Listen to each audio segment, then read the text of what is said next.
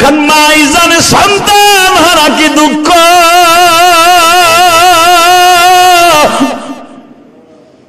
সন্তানই জানে বাবা হারা কি দুঃখ।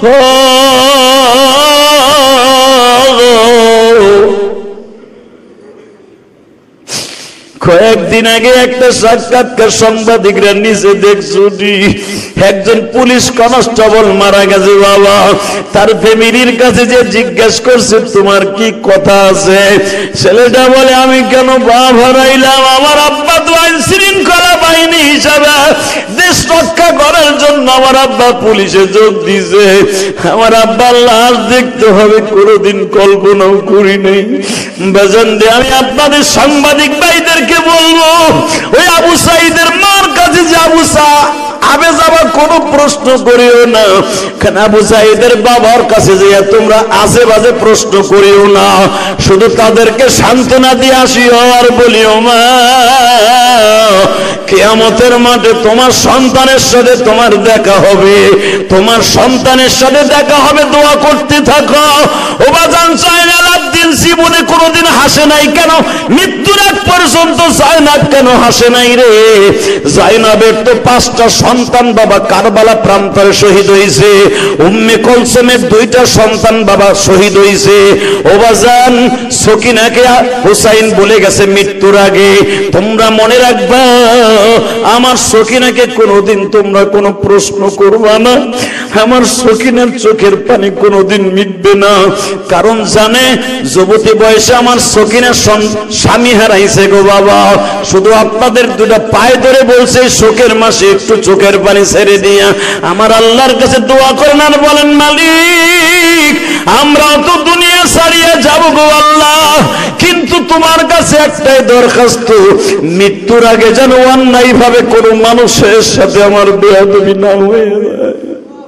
কেন আমার আব্বা শহীদ হওয়ার আগে 10ই মুহররম বেলা 8টার সময় আমি জয়নাল আবদিনকে বুকের মধ্যে নিয়ে বলেছিল, জয়নাল আবদিন রে তুই যুদ্ধের মাঠে নামবি না, তোর বাবার লাশ তারা চাইতেছে, তোর বাবা এখন রণাঙ্গনে যাবে, কিন্তু মনে রাখিস তোর বাবার লাশ ধরে তুই কসম করতে হবে তোর হাতে তরবারি বানাবে না, তরবারি নিবি না, কারণ ওরা আহলে বায়াত কাউকে বাঁচায় রাখতে চায় না। আমার বিশ্বাস তোর বেঁচে থাকতে হবে, যদি হায়াত থাকে তোর বেঁচে থাকতে হবে, তুই তোর বাবার লাশ ধরে 1 ফোঁটা চোখের পানিও ফেলবি না, আর তোর বাবাকে শহীদ করার পরে তারা ছেড়ে দিবে না, তোর বাবাকে লাশটাকে তারা চিরতরে নিস্তানাবুদ করে দিবে, এমনকি তোর বাবার লাশ মোবারকের সাথে তারা অনেক বেয়াদবি করবে, তোর বাবার মাথা নিয়ে তারা ফুটবল খেলবে, মানে যা যা করছে সব জয়নাল আবদিনকে হুসাইন 10ই মুহররম বেলা 11 বেলা 8টার সময় সব বলে গেছে।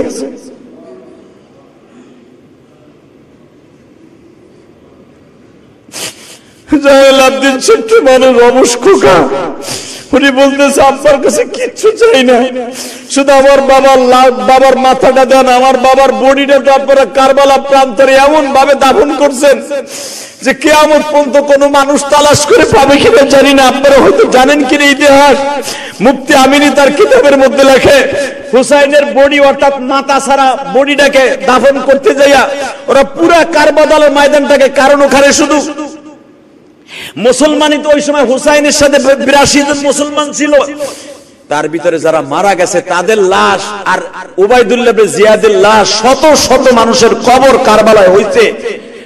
কোন কবরে হুসাইনকে রাখছে তারা এটা নিস্তানাবুদ করে দিছে, অর্থাৎ রাত্রে পানি ঢাইলা বালু একবারে, এই দেশে বলা হয় বোলডোজার দিয়ে মই দিলে যেমন মাটি সমান করে দিলে কার কবর কোন জায়গায়, অর্থাৎ তাদের নিয়ত ছিল হুসাইনের লাশ কোন জায়গায় দাফন করা আছে পৃথিবীর কেউ জানবে না, এটা ছিল উবাইদুল্লাহ ইবনে জিয়াদের নিয়ত। তো হুসাইন রাদিয়াল্লাহু তাআলার মাথাটাকে যখন কেটে ইবনে জিয়াদ আর শিমন আর হুরমুজ এই 3 জন ক্ষমতার লোভে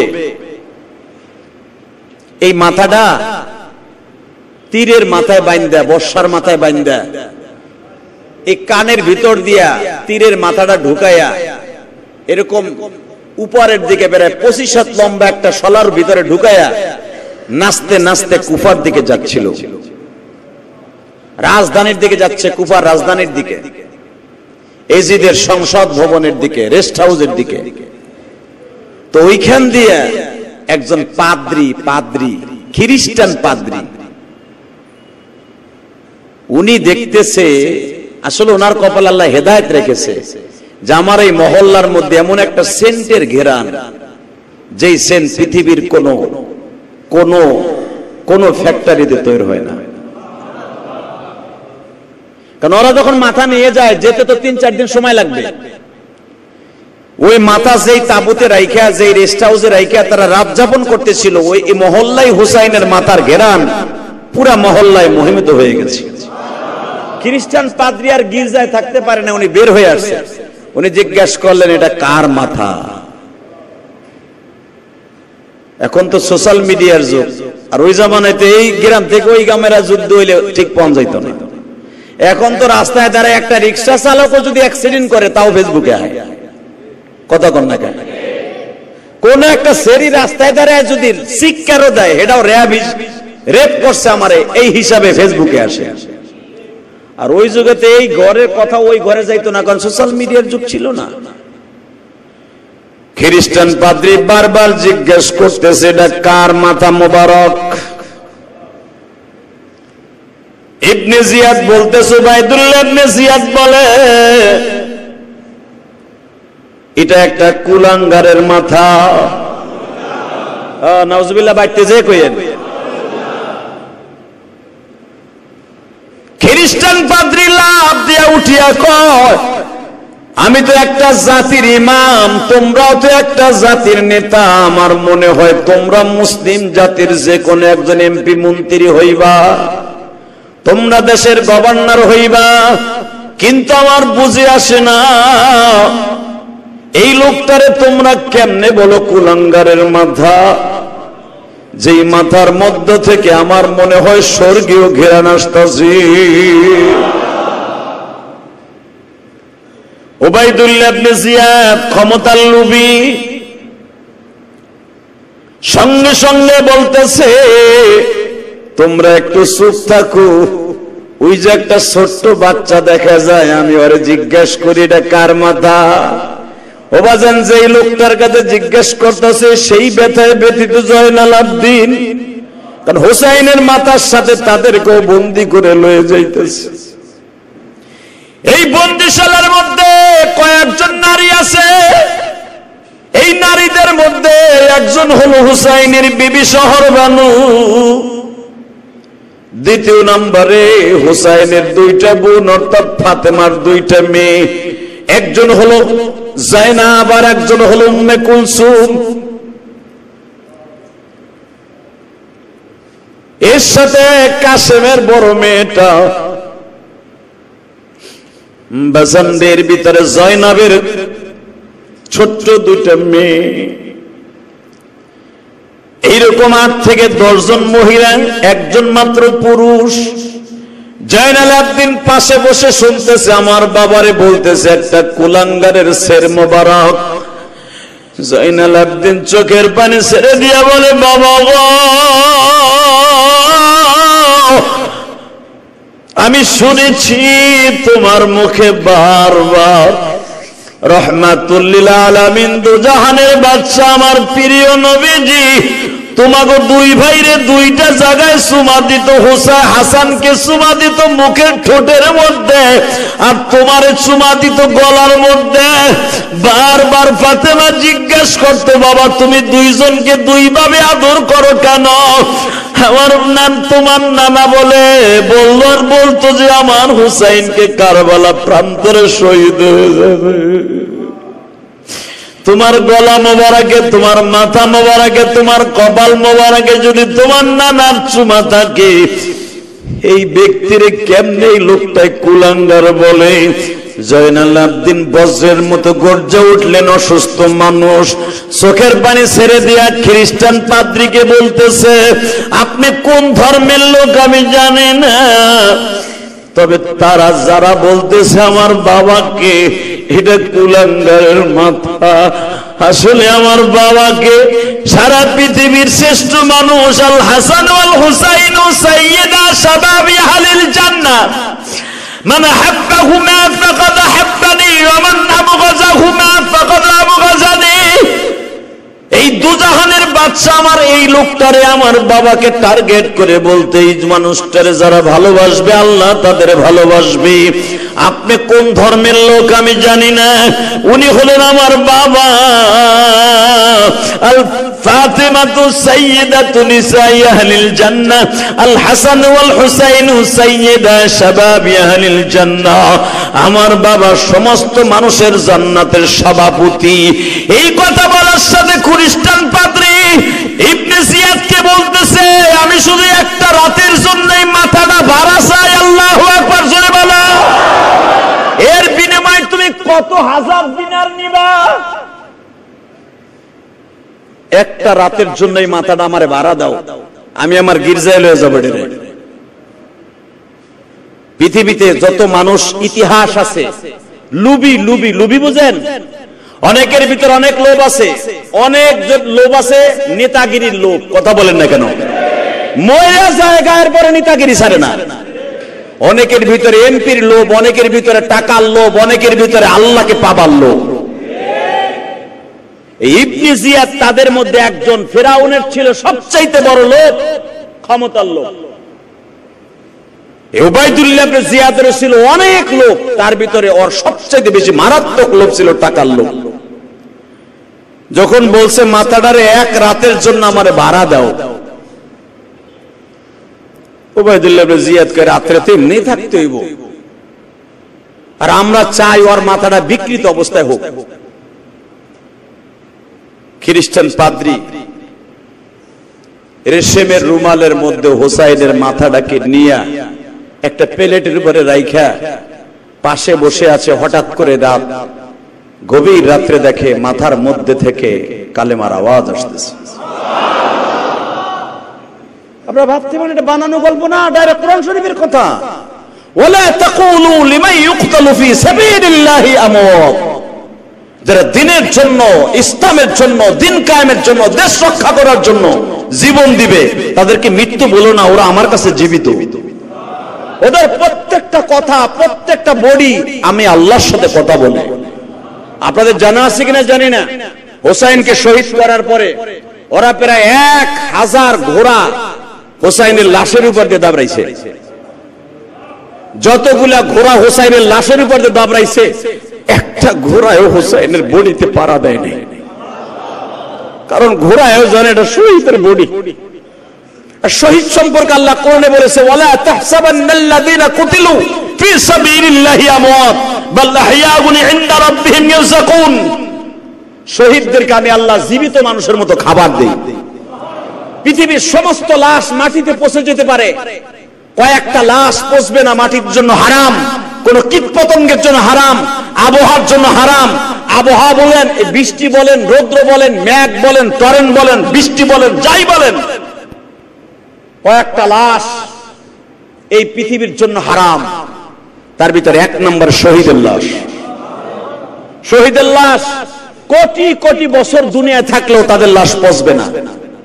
আপনি জান, সাহাবা একরামের লাশ পৃথিবীতে যে জায়গায় আছে, কোন জায়গায় আপনি পাবেন না কোন সাহাবীর লাশ কিয়ামত পর্যন্ত এর যাররা পরিমাণ পচবে। সুবহানাল্লাহ বললেন না? এটা আল্লাহর গ্যারান্টি। আল্লাহ নিজে অক্ষত অবস্থা রাখবে শহীদের লাশ। আর আপনার আমি মরার 3 মাস পরে হাত দিও নাই, মাংস তো নাই, হাত দিও নাই। কথা বলেন না কেন?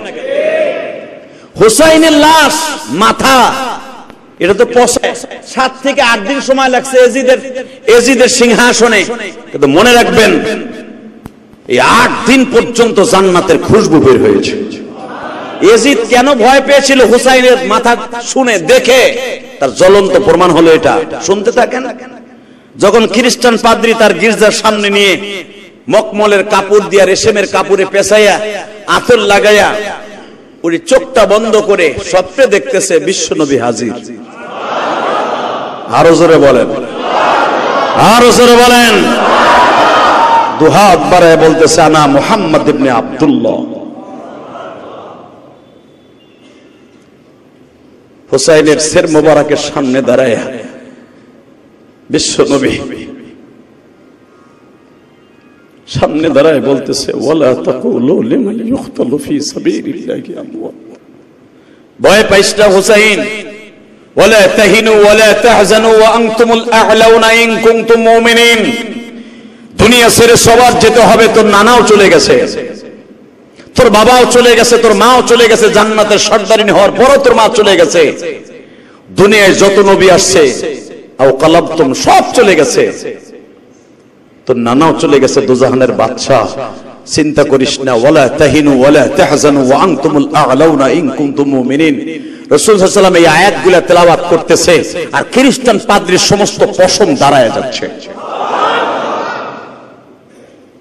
খ্রিস্টান পাদ্রীর ঘুম যখন ভেঙে গেছে, লাফ দিয়ে উঠিয়া মাথাটারে বুকের মধ্যে নিয়ে একটা চিৎকার বাড়ছে, হায় রে মুসলমান, হায় রে মুসলমান।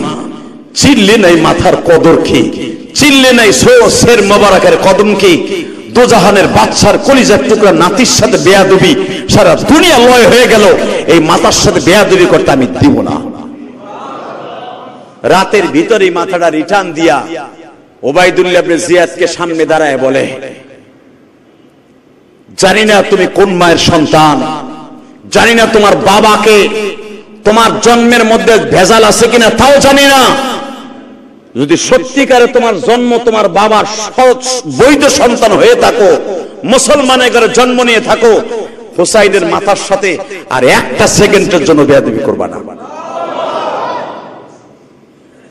ইবনে জিয়াদ খ্রিস্টান পাদ্রী, কারণ ওইটা ছিল খ্রিস্টান অধ্যুষিত এলাকা, ওখানে হোসাইনের মাথা নিয়ে যদি সে বিকৃত অবস্থায় ওই খ্রিস্টান পাদ্রীর বিরুদ্ধে কথা বলে, ওবাইদুল্লাহ ইবনে জিয়াদের কল্লা উড়িয়ে দেবে খ্রিস্টানরা। যেরকম আমি আপনাকে বলি, যখন যেই দল ক্ষমতায় থাকে ওই দলের নেতার বিরুদ্ধে কথা বললে যে আপনি ঘরে শুইতে পারবেন না, জেলখানায় ঘুমাইতে হবে বালিশ ছাড়া, মোটা কম্বল দিয়ে, উড়াশালা কম্বল লইয়া, ঠিক তেমনি করে যে এলাকায় খ্রিস্টান যিনি ছিল হোসাইনের মাথাটাকে চুমা দিয়েছে, ওই খ্রিস্টান এলাকায় যদি খ্রিস্টান দেখুন ওবাইদুল্লাহ ইবনে জিয়াদ কোনো কিছু করতে চাইতো, আর কল্লা উড়িয়ে দিত। বলল যে আমার এই বর্ডার পর্যন্ত তোমার সাথে আমার একটা ওয়াদা থাকবে, আমার এই এলাকার কুফার এই এলাকা পর্যন্ত, আমার বর্ডার পাস হওয়ার আগ পর্যন্ত হোসাইনের শের মোবারকের সাথে কোনো বেয়াদবি করলে আমি ছাড়বো না তোমাকে।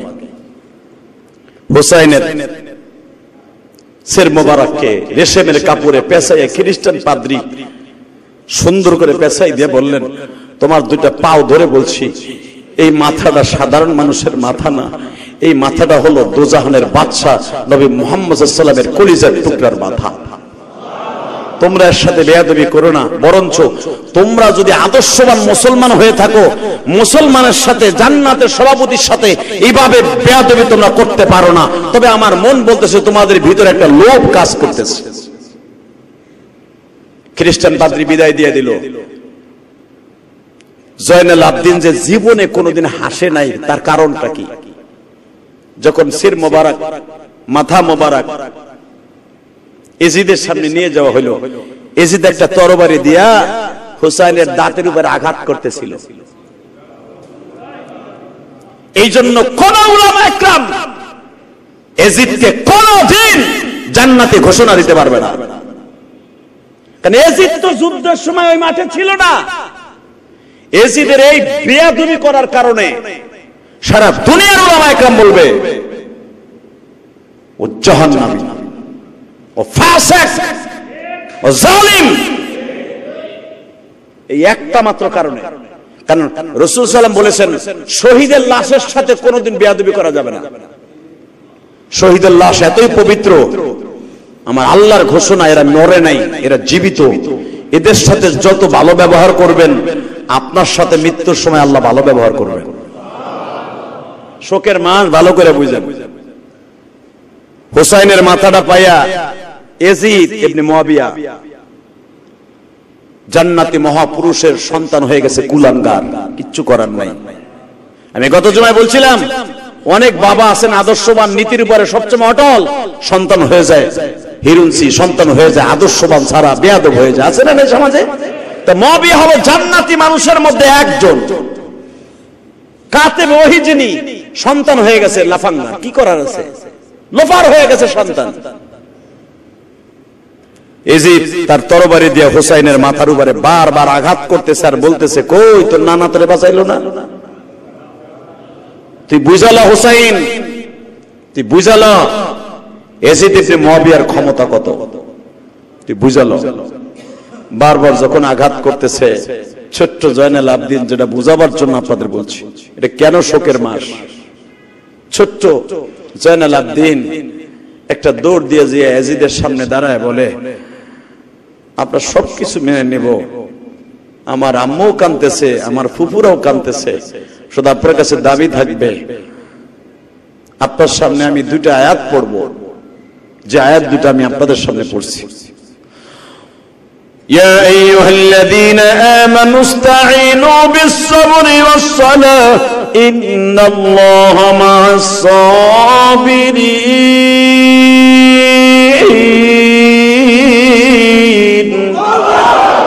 এজিদ তো মুসলমান মিয়া, তো মুসলমানের ঘরে জন্ম, পৃথিবীর জান্নাতি মহাপুরুষের ঘরে জন্ম নিয়েছে সে। এজিদ তো ইমামতিও করে, এজিদ 5 ওয়াক্ত নামাজ পড়ে। এজিদ মুহররমের 10 তারিখের হুসাইনের মাথা আঘাত করে, তখন সে রোজা ছিল, রোজা অবস্থায়। যখন এই আয়াতটা পড়লেন জয়নাল আবদিন, ওয়াল আসরি ইন্নাল ইনসানা লাফি খুসর ইল্লাল্লাযীনা আমানু ওয়া আমিলুস সালিহাত, পড়েন না কেন পড়েন, ইল্লাল্লাযীনা আমানু ওয়া আমিলুস সালিহাত, আল্লাহু আকবার বলতে পারলেন না, ওয়া তাওয়াসাউ বিল হক ওয়া আল্লাহু আকবার। এটা কিন্তু জয়নাল আবদিন এজিদের সামনে দাঁড়ায় দাঁড়ায় পড়তেছে। আরে ভাই, বাহাদুরের পোলা তো বাহাদুরি হয়। তখন এজিদের সামনে দাঁড়ায় এই কথাটা বলবে এমন মায়ের পুত কুফা নাগরিক আর মদিনার সামনে দাঁড়ায় কথা বলতে সাহস পায় নাই। ছোট্ট বাচ্চা দাঁড়ায় বলতেছে। এর পরের আয়াত যখন পড়লেন, ওয়ালা তাকুলু লিমান ইউকতালু ফি সাবিলিল্লাহ,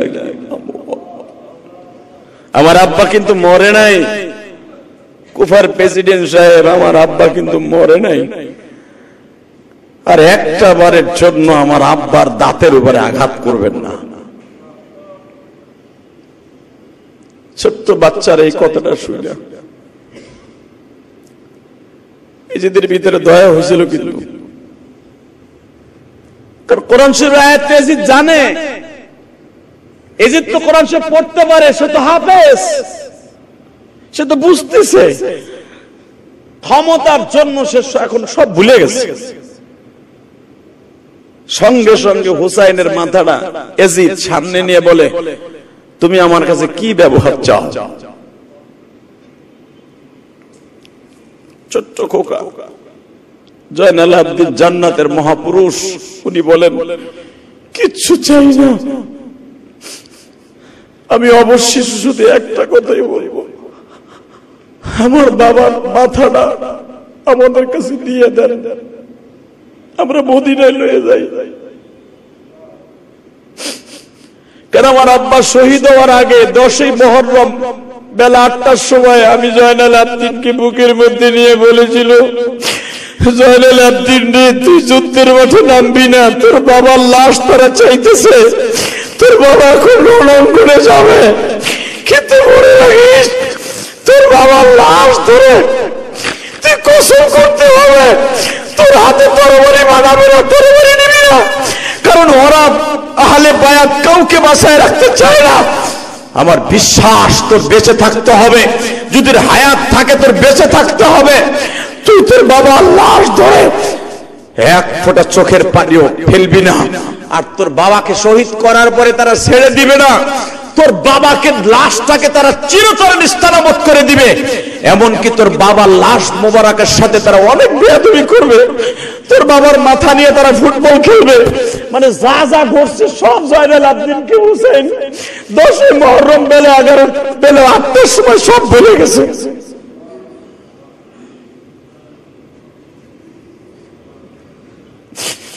জয়নাল আবদিন ছোট্ট মানুষ, অবশ খোকা, উনি বলতেছে আপনার কাছে কিচ্ছু চাই না, শুধু আমার বাবার মাথাটা দেন, আমার বাবার বডিটা তো আপনারা কারবালা প্রান্তরে এমন ভাবে দাফন করছেন যে কিয়ামত পর্যন্ত কোনো মানুষ তালাশ করে পাবে কিনা জানি না। আপনারা হয়তো জানেন কিনা ইতিহাস, মুফতি আমিনী তার কিতাবের মধ্যে লেখে হুসাইনের বডি অর্থাৎ মাথা ছাড়া বডিটাকে দাফন করতে যাইয়া ওরা পুরা কারবালার ময়দানটাকে, কারণ ওখানে শুধু মুসলমানই তো ওই সময় হুসাইনের সাথে 82 জন মুসলমান ছিল, তার ভিতরে যারা মারা গেছে তাদের লাশ আর উবাইদুল্লাহ ইবনে জিয়াদের লাশ, শত শত মানুষের কবর কারবালায় হইছে। কোন কবরে হুসাইনকে রাখছে তারা এটা নিস্তানাবুদ করে দিছে, অর্থাৎ রাত্রে পানি ঢাইলা বালু একবারে, এই দেশে বলা হয় বোলডোজার দিয়ে মই দিলে যেমন মাটি সমান করে দিলে কার কবর কোন জায়গায়, অর্থাৎ তাদের নিয়ত ছিল হুসাইনের লাশ কোন জায়গায় দাফন করা আছে পৃথিবীর কেউ জানবে না। এটা ছিল উবাইদুল্লাহ ইবনে জিয়াদের নিয়ত যে হুসাইনের লাশ কোথায় দাফন করছি এটা যেন পৃথিবীর কেউ ইতিহাস না জানে। এই জন্য ওখানে শত শত লাশ কারবালা প্রান্তরে দাফন কৃত। এজিদেরও বাহিনী আছে, হুসাইন রাদিয়াল্লাহু তাআলা আওলাদের রাসূলও আছে, কারণ হুসাইনের 3টা সন্তান, হাসানের 3টা সন্তান, ছোট্ট বাচ্চা সহ এতগুলা কবর তারা এমন ভাবে নিস্তানাবুদ করে দিছে, দাফন করার পরে মাটি সমান করে দিছে, কোনো চিহ্ন রাখে নাই। তখন জয়নাল আবদিন বলতেছে আমার বাবার লাশ, বাকিটা তো আপনারা মাটির সাথে পানি এমন ভাবে দিচ্ছেন, বাটির সাথে বালুর সাথে যখন পানি পায় দেখবেন বালু কিন্তু সমান হয়ে যায়, সমান হয়ে যায় না? আপনারা তো এক তো ঘোড়ার পাও দিয়ে সমান করছেন, আবার পানি দিয়ে সমান করছেন যেন আমার আব্বার লাশটা কেউ খুঁজে না পায়।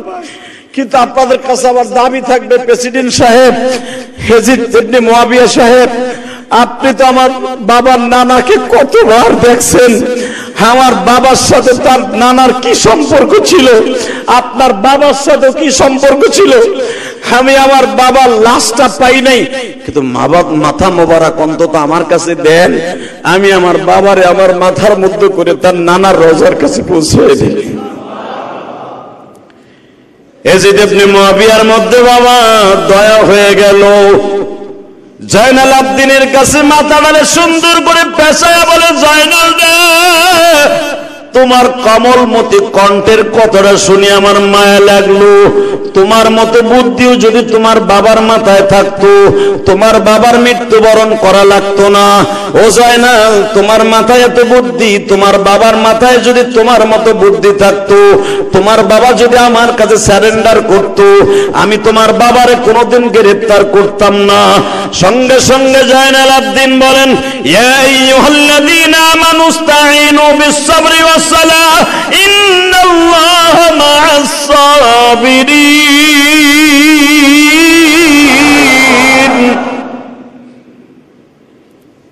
আমার আল্লাহ বলছে তোমরা নামাজ আর সবরের দ্বারা আমার কাছে চাইবা। তার কাছে চাইতেছি, তিনি বলেছেন আল্লাহু খাবীরুম বিমা তা'মালুন, উনি জানে আমার বাবা সম্পর্কে আমি কোনো মন্তব্য করতে চাই না। শুধু আমার বাবার লাশের সাথে আপনি আর বেয়াদবি করবেন না, বাবা ভালো করে বুঝবেন। জয়নাল আবদিন কে জিজ্ঞেস করা হইল মদিনায় যাওয়ার পরে, জয়নাল রে, তোর ফুফু জয়নাব কই? জয়নাব ফাতেমার ঘরের সামনে দাঁড়ায় বাবা, বোরকা পরিধান করা অবস্থায়, মুখে কোনো হাসি নাই। মদিনার মেয়েরা জিজ্ঞেস করে, ছেলেরা জিজ্ঞেস করে, জয়নাব রে, ও আহলে বায়াতের কলিজার টুকরা মা আপনি জয়নাব, উম্মে কুলসুম আপনার মুখে হাসি নাই কেন?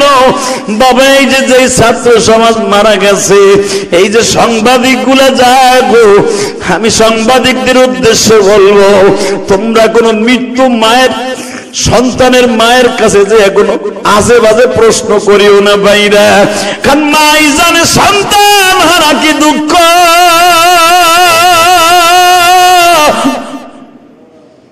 সন্তানই জানে বাবা হারা কি দুঃখ।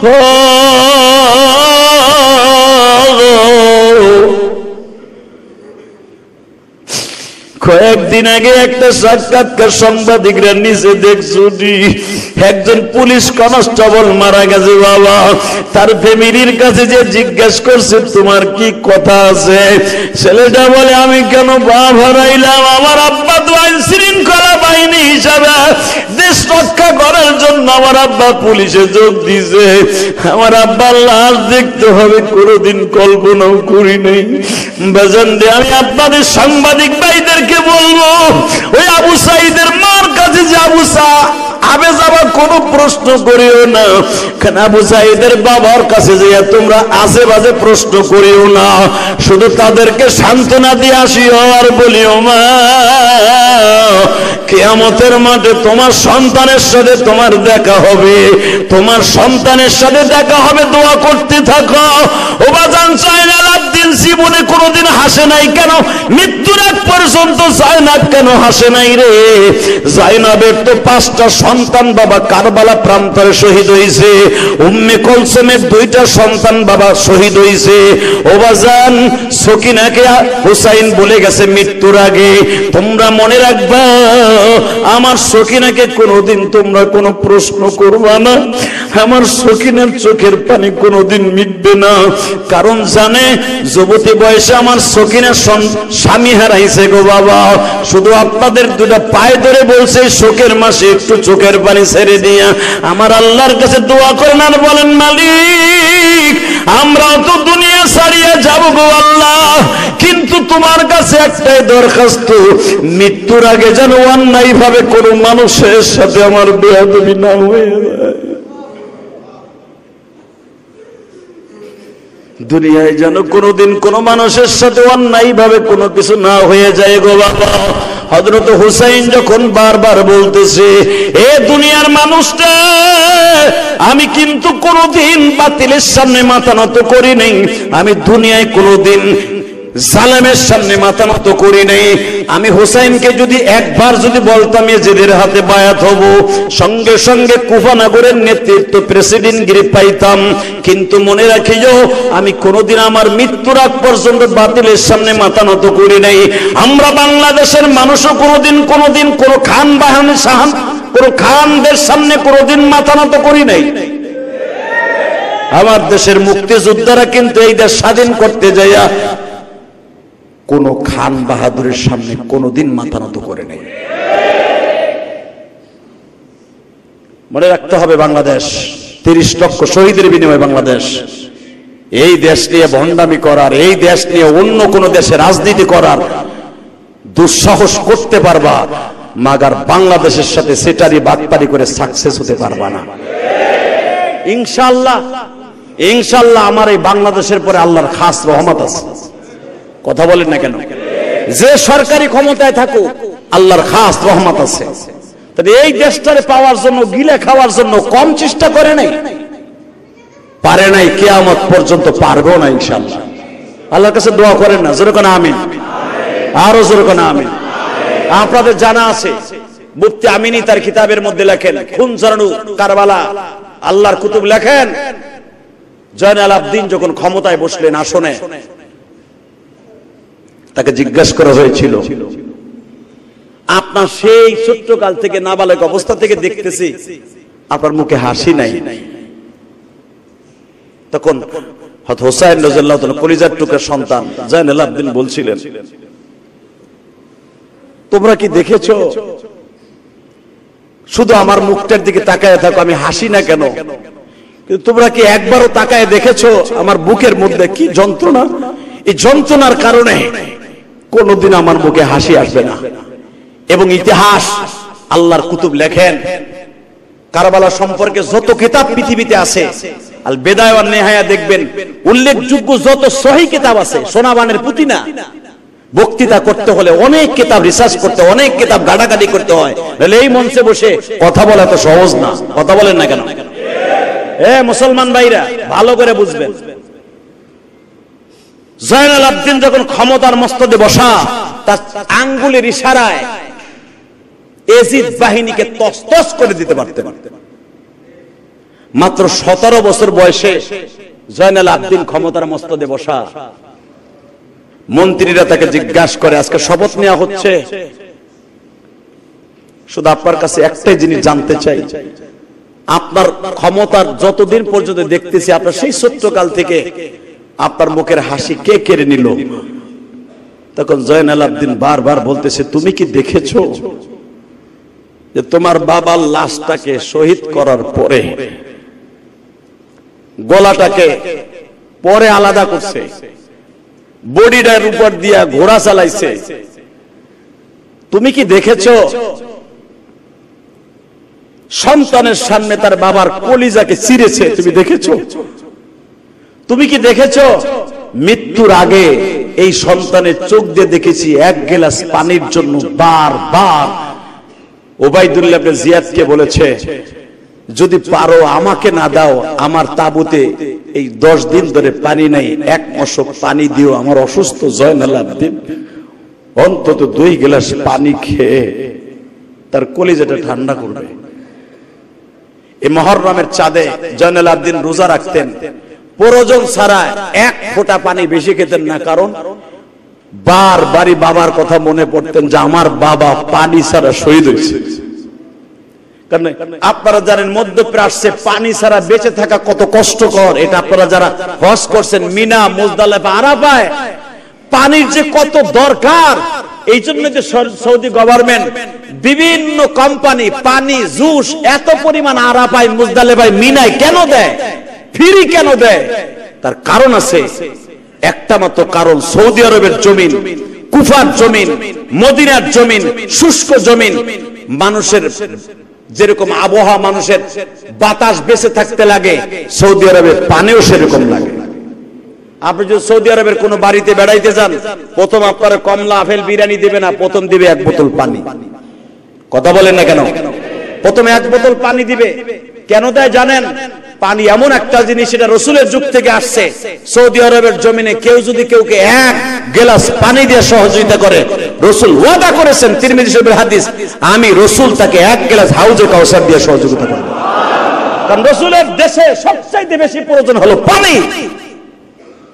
পানির এত দরকার সৌদি আরবে।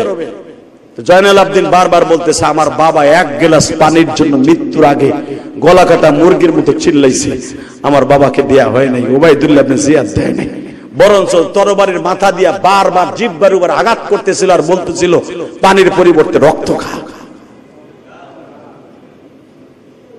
মেরে ভাই, দোস্ত, বুজুর্গ, এই বছরের মুহররমের শোকের মাসটা আমাদের 3 দিক দিয়ে শোক হয়ে গেল। একদিক দিয়ে হয়ে গেলে ছাত্র সমাজের এই কষ্টের হাহাকার, মাদের হাহাকার, জয়নাল আবদিনের হাহাকার, কারবালা প্রান্তরে হাহাকার, সর্বদিক দিয়ে কষ্টের। আল্লাহ রাব্বুল আলামিন যেন আমার এই দেশটাকে হেফাজত করে। আরো জোরে বলেন আমিন, আরো জোরে বলেন আমিন। শুধু আপনাদের খেদমত আরজ করতে চাই, দুনিয়ায় যে যে রঙের কথা বলেন, এই দুনিয়া থাকার জায়গা না। কথা বলেন, আপনি থাকতে পারবেন না, থাকার কোন সিস্টেম নাই।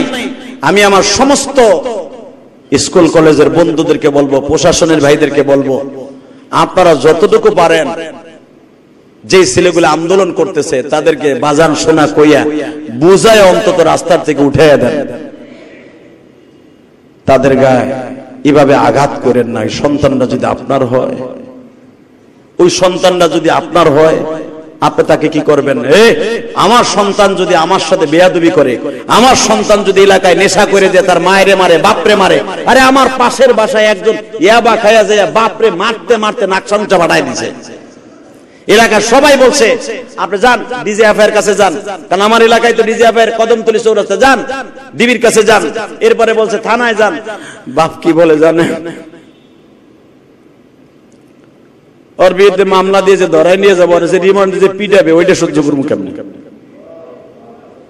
এখন নয় আমার মাইরা দাঁত দুধ ফাটাই দিছে, নাক ফাটাই দিছে, রক্ত বেরিয়ে দিছে, তোমরা তো রক্ত দেখতেছো, কিন্তু ওরে যখন ডিবিতে পিটাবে, থানায় নিয়ে ওসি সাহেব পিটাবে, ওইটাও তো আমার কলিজায় লাগবে, ওটাও তো রক্তক্ষরণ হবে আমার কলিজায়।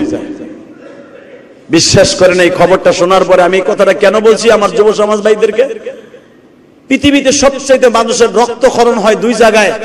একটা ক্ষরণ হয় তুমি মারলে কাটলে, আর একটা জায়গায় রক্তক্ষরণ হয় ওটা কেউ দেখতে পারে না, সেটা হলো কলিজার রক্তক্ষরণ। আর এই কলিজার সাথে সম্পর্ক হলো মা বাবার। আমি আপনাদের খেদমত আরজ করব, আমার ছাত্র কমলমতি ভাই বোনেরা, এই দেশটাকে আমরা সুন্দর করি সবাই মিলে, আর রহমত কামনা করি আল্লাহর কাছে দাঁড়ায়। আল্লাহ পাক যেরকম ভাবে বান্দার সব কিছুর দায়িত্ব নিয়ে নিয়েছেন, ওনার কাছে যদি বলি ইয়া আইয়ুহাল্লাযীনা আমানু ইসতাঈনু বিস-সাবরি ওয়াস-সালাহ, আল্লাহ তোমার কাছে চাইতেছি ধৈর্য ধারণের দ্বারা, নামাজের দ্বারা, যদি ওনার কাছে চাইলে, মাননীয় প্রধানমন্ত্রী শেখ হাসিনার কাছে, বঙ্গবন্ধু কন্যার কাছে চাইলে সবকিছু পাওয়া যাবে না। কোটা আন্দোলন 100 দেয় নাই, উনি 100 দেওয়ার মতো ক্ষমতা ওনার নাই। পৃথিবীতে একজনের 100 দেওয়ার ক্ষমতা আছে, উনি কে? জোরে বলেন কে? কে কে? মানুষ কোন মানুষকে 100 পুরা করতে পারবে না, একজন মাত্র নেতায় পারবে, একজন মাত্র প্রধানমন্ত্রী পারবে। ইন্নামা আমরুহু ইযা আরাদা শাইআন ইয়াকুলু লাহু কুন ফায়াকুন, উনি পারবে 100 পুরা করতে। তুমি কে? আসেন আমরা সবাই নামাজের মধ্যে দোয়া করি, আল্লাহর কাছে দোয়া করি। যে ছাত্র সমাজ মারা গেছে এদের জন্য দোয়া করি, যাদের মা বাবা আজকে হাহাকার, তাদের সন্তানগুলোকে আল্লাহ মাফ করে দেন, মা বাবাকে ধৈর্য ধারণ করার তৌফিক দান করেন। এবং সরকার বাহাদুরকে বলবো, এই কমলমতি ছাত্রদের গায়ে যেন আর হাত তোলা না হয়। এরা আমারই সন্তান, এরা আমারই ভাই, আপনারই সন্তান। আল্লাহ পাক আমাদের সবাইকে তৌফিক দান করুক, বুঝে বুঝে আমল করার তৌফিক দান করুক। আমি আপনাদের খেদমতে আরজ করব, দোয়া চাই মাননীয় এমপি মহোদয়ের পক্ষ থেকে, আমাদের 16 আসনের অভিভাবক ইলিয়াসউদ্দিন মোল্লা সাহেবের পক্ষ থেকে দোয়া চাই। ইলিয়াসউদ্দিন মোল্লা সাহেব এই জুমায়ও দোয়া চেয়েছেন যে যারা ছাত্র সমাজ মারা গেছে তাদের জন্য দোয়া করবেন, এবং এই দেশের জন্য বিশেষ করে বঙ্গবন্ধুর জন্য দোয়া চেয়েছেন। শোকের মাস, দোয়া চেয়েছেন, বঙ্গবন্ধুর জন্য দোয়া করবেন আপনারা সবাই। ভাই মানুষ হিসের জন্য দোয়া করতে পারে, কথা বলেন না কেন? সে কি করছে না করছে, জিয়াউর রহমান কি করছে না করছে, বঙ্গবন্ধু কি করছে না করছে, এই রিসার্চ করার দায়িত্ব আল্লাহ আপনাকে দেয় নাই। তারা এই দেশের অগ্রনায়ক, তারা এই দেশের রাষ্ট্রনায়ক, তারা এই দেশের স্বাধীন করতে যায় কত মা বোনরা জীবন দিয়েছেন। বিশেষ করে এই আগস্টে যারা মারা গেছে, আমার বাংলাদেশ স্বাধীন করতে যারা মারা গেছে, মুক্তিযোদ্ধারা যারা ঈমান নিয়ে মারা গেছে, আল্লাহ তাদের সবাইকে আপনি মাফ করে দেন।